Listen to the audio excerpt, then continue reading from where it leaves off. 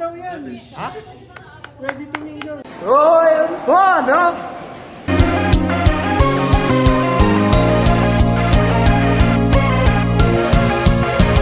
Matatapos sabihin yung achievements, we clap. Okay. So for John Patrick Ramirez, ang achievement niya this year is he got hired. Regular employee na siya. And he started drawing regularly. My first achievement is I successfully ended my internship. So doon ko na-meet si Leia. Number 2 is I met so many cool people. Kasi I think this year parang ito yung peak ng social life ko. Is pumasa ako sa advanced mathematics, which is 80% yung bumagsak. So, Kasama ko sa 20, let's go! Since level up na yung work ko. Okay. Then, I can buy most of the things I want now. Then, have health insurance for my parents. Oh. Officer na din ako sa book club ko. Okay. Tapos nadadagdagan na ng new recipe yung personal cook ko. Okay. Tapos, dumadami na ako ng kape this year. Okay. Acidic na! Small win for me. Nabili ko gusto kong game. Salamat, Team Zen. Hindi pa naman ako nasuko. So, just graduate na ako next year sana. Let's go! Number Data 1, rin kayo ba dito? nakamanage ko ng aking PDD. Okay. Persistent na, basta persistent na depression. Nagagamot na ako. Pangalawa, consistent na ang aking thesis work at baka yun na yung ituloy ko sa internship. Pangatlo, napaayos ko na bangs ko, hindi lang halata. I am not Teggy. Let's go! Yung una ko, discovered more things, talents about myself that I didn't know I have in me. Pangalawa, let myself listen, feel, see and hear everything that makes me who I am. Kasi dati super introverted ko. Nung nag-disconnect ako, mas marami ako natutunan na pag-music. Then, ayun, I learned to connect, disconnect, and reconnect. Yung sa akin, siguro una, na successfully na-handle ko yung orchestra. Kasi ako na yung head ng orchestra namin. Okay naman siya. So yung second naman, na-overcome ko rin siguro yung pagiging introverted. So, nakapag-host na ako ng party ng Friday. Then third, nagkaroon ako ng courage na maghanap ng ibang trabaho kasi apat na manager na yun. In 1 year, naging head ko kasi nag-awol or anything. Okay, recent mga nakaraang taon, ako'y nagkaroon ng Minesweeper. So ngayon, mga basics na Minesweeper. W. Okay. So second, this year then, nag-start akong maglakad regularly. Then, pangatlo, ayun, nakapag-ipon. Local gods! Okay, yung mga naging achievements ko ngayong taon, nakagraduate ako ng high school. Pangalawa, nakapasok ako sa school na gusto ko. Pinaka-proud ako dito, nakapag-ipon ng 1,000. Achievement ko this year, nakasurvive mentally and physically. Graduate ako from college. Nakabili ako ng shoes gamit ang sarili kong money.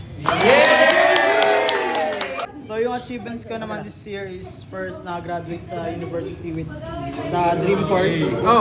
Then next is yung got a job and able to provide for myself, like nakabili na ako ng sarili kong gamit. And then last, love of my life.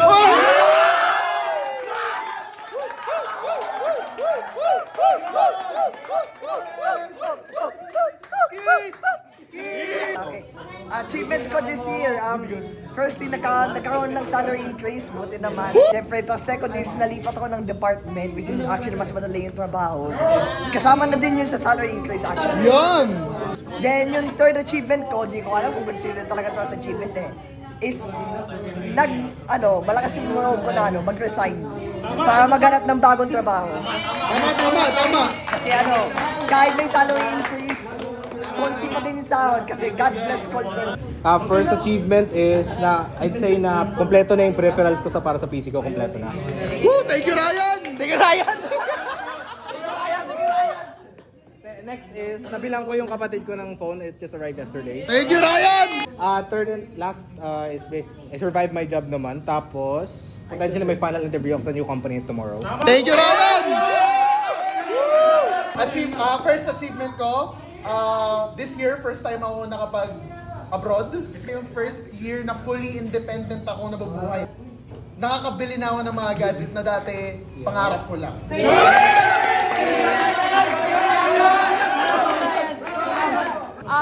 Unang-unang achievement is that I graduated on time. Kapag nakakuha ko ng trabaho and I'm a regular employee na, my favorite win is that I'm able to buy my parents whatever they want. Yung first ko is obviously na nagkaroon ako ng first job. Ay, second, since nakapag-ipon na-expand ko na yung book collection ko. And then yung third is similar yung kay Leia, is nakapagbalik na ako dun sa mga parents ko. Kaya Mag-assign ka na! Yes! Yung pinakaunang achievement ko po is nakakuha ko ng driver's license, tas in service na po with my family. Since mahirap last year, I got through it mentally, physically, at nakilala po yung girlfriend ko. Third achievement ko po is na tanggap po yung application ko sa isang small coffee shop at may trabaho po apart. Let's go! Kaya pala iniwan mo na kami!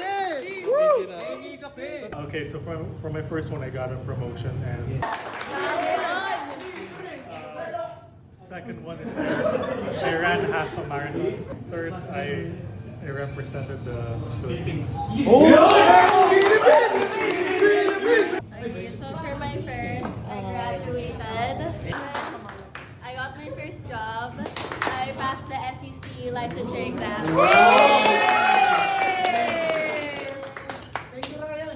Okay, yung sa achievement ko, 1 year na ako sa work and nabibili ko na yung mga gusto ko. Second achievement ko, ayun, more skills than technically na-promote ako pero same pa rin yung pay ko. Then last achievement ko, ewan ko kung proud ako or ano, nagkaroon ako ng romantic experience and first heartbreak ko din.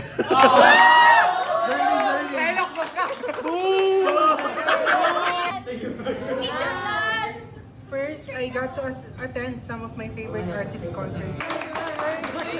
Making a lot of art, so sort of rekindling my passion for it. And lastly, I passed the licensure examination.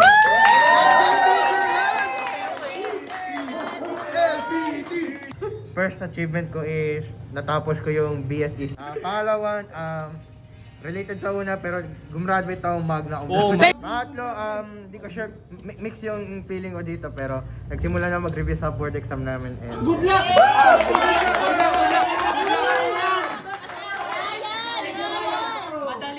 Ayun, so sinulat ko dito una, nakabili na ako ng sariling motor. Tapos pangalawa, 5 years na kami. Isa lang gulong! Tapos huli, natuto mag-drive, tapos mahilig ako mag-road trip eh. Thank you, Ryan!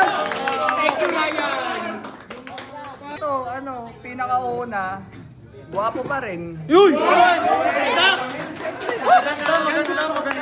Maganda. Hindi ko alam eh. Maganda. Last? Ayun, napaayos ko na yung ipin ko. Number 1. Senpai. Hindi ko na nagkatrabaho, nakabili ng mga gusto kong bagay. Tapos, pangatlo. Hindi, naka-attend na ako dito sa wakas. So, yung mga achievements ko this year, tama So, yung una is, graduate lang din ako this year. Di ako pinagpahinga. Nagkatrabaho agad ako. Lastly, regular na ako ngayon. Pwede na mag-resign! Pwede na!